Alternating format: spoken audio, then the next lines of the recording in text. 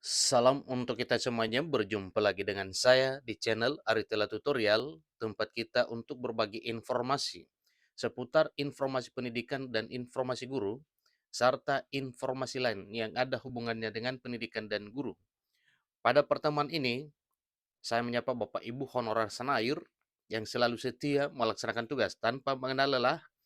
Saya yakin bahwa Bapak Ibu selalu dalam keadaan sehat walafiat. Pada pertemuan ini ada satu informasi penting yang perlu saya sharekan kepada Bapak Ibu honorer non-ASN terkait dengan penyelesaian honorer non-ASN di tahun 2023 tahun ini. Nah, di sini ada kabar terbaru Bapak Ibu tentang pertemuan DPR RI bersama dengan Menpan RB dalam hal pembahasan penyelesaian tenaga honorer di tahun 2023 tahun ini. Apa dan bagaimana yang dibicarakan oleh Menpan RB bersama dengan DPR RI, ini khususnya di Komisi 2 DPR RI, sepertinya membuahkan hasil semakin mengerucut apa dan bagaimana cara dan opsi apa yang akan dilakukan untuk menyelesaikan tenaga honorer di tahun 2023 tahun ini. Nah, di sini ya katanya honorer tenang, ada kabar baik dari DPR RI dan Menpan RB demi masa depan honorer. DPR RI desak Menpan RB penyelesaian honorer jangan gegabah. Nah, ini informasi per 25 April 2023 Bapak Ibu ya. Ini merupakan hasil terakhir pembahasan Menpan RB bersama dengan DPR RI terkait penyelesaian honorer non-ASN. Honorer tenang, Komisi 2 DPR RI dan Menpan RB tegaskan hal ini dalam penyelesaian tenaga honorer non-ASN. Ikuti terus informasi ini. Banyak informasi tentang penyelesaian tenaga honorer atau non-ASN yang terus berhembus hingga kini sebab permasalahan ini harus rampung sebelum bulan November 2023 menjelang akhir tahun 2023 tahun ini.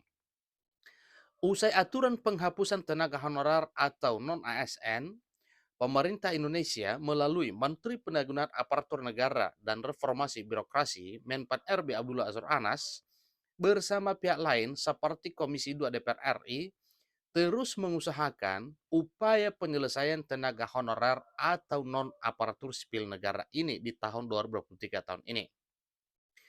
Sebagaimana informasi yang sudah banyak beredar bahwa di pertemuan Menpan RB bersama dengan DPR RI akhir-akhir ini semakin meruncing, semakin mengerucut, sepertinya membuahkan hasil yang akan dilaksanakan nantinya untuk untuk diterapkan dalam hal penyelesaian tenaga honorer non-ASN tahun ini.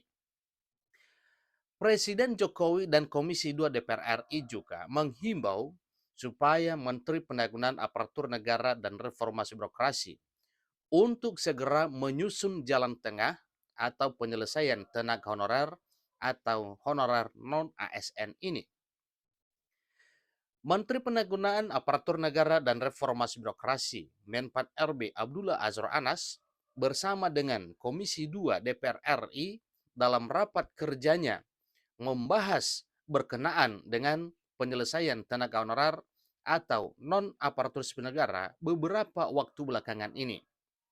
Jadi di pertemuan belakangan ini Bapak Ibu, apa dan bagaimana yang dibahas oleh DPR RI bersama dengan Menpan RB, tentu itu yang akan disampaikan kepada Bapak Ibu melalui informasi kali ini. Pembahasan Menteri Pendayagunaan Aparatur Negara dan Reformasi Birokrasi Menpan RB dengan Komisi 2 Dewan Perwakilan Rakyat Republik Indonesia tentang penyelesaian tenaga honorer atau non-aparatur sipil negara ini menghasilkan keputusan bahwa tidak akan ada penghapusan tenaga honorer atau penghapusan atau PHK non-aparatur sipil negara. Makna tidak ada penghapusan dalam penyelesaian tenaga honorer atau non-aparatur sipil negara ini adalah tidak akan ada pemutusan hubungan kerja atau PHK massal kepada tenaga honorer atau honorer non-ASN pada akhir 2023 tahun ini. Ingat Bapak Ibu ya, ini secara tegas dan ini adalah hasil keputusan pemerintah melalui Menpan RB bersama dengan DPR RI. Diputuskan salah satu hal bahwa tidak akan ada PHK kepada Bapak Ibu honorer di akhir November 2023 tahun ini atau di akhir tahun 2023 tahun ini. Tidak hanya itu saja, di sini ditegaskan tidak adanya PHK massal terhadap tenaga honorer atau non-ASN ditegaskan langsung oleh Wakil Ketua Komisi 2 DPR RI. Sebab masih ada informasi yang simpang siur seperti yang dikutip beritasulrakyat.com dari laman DPR RI. Sehingga informasi yang simpang siur ini membuat honorer semakin risau. Saat ini masih ada simpang siur informasi di kalangan pegawai pemerintah atau di kalangan honorer non-aparatur sipil negara bahwa tenaga honorer akan dihapus pada 28 November 2023. Ini sesuai dengan aturan yang masih berlaku saat ini, ujar Wakil Ketua Komisi 2 DPR RI. Wakil Ketua Komisi 2 DPR RI berujar bahwa tenaga honorer atau honorer non-aparatur sipil negara ini, non-ASN, merasa khawatir dan gelisah terhadap penyelesaian tenaga honorer atau non-aparatur sipil negara ini.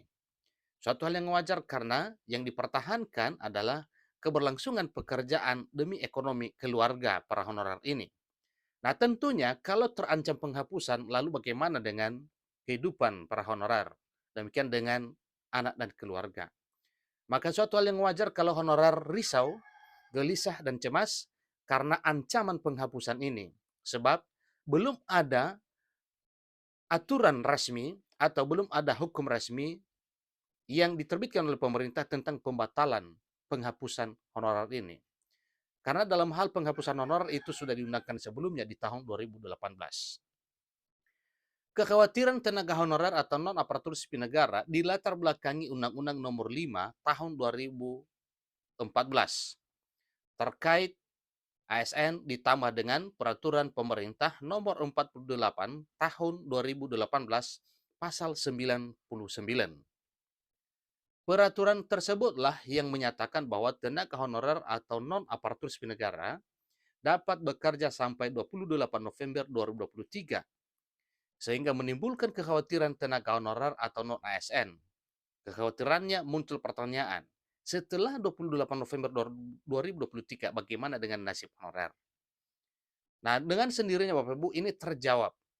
Ya karena memang sudah keputusan Menpan RB bersama dengan DPR RI bahwa tidak akan ada PHK di tahun 2023 tahun ini di kalangan para honorer. Bahkan tenaga honorer atau non-ASN ini juga melakukan aksi protes karena adanya peraturan tersebut. Meskipun ada penerimaan P3K, tetapi tenaga honorer atau non-ASN masih merasa kurang beruntung. Kenapa? Karena tidak semua honorer tertampung. Ada apa Bapak Ibu? Tentu ada penyebabnya. Para tenaga honorer atau non-ASN merasa bahwa nilai ambang batas penerimaan P3K terlalu tinggi, sehingga menyebabkan banyak yang tidak lulus passing grade.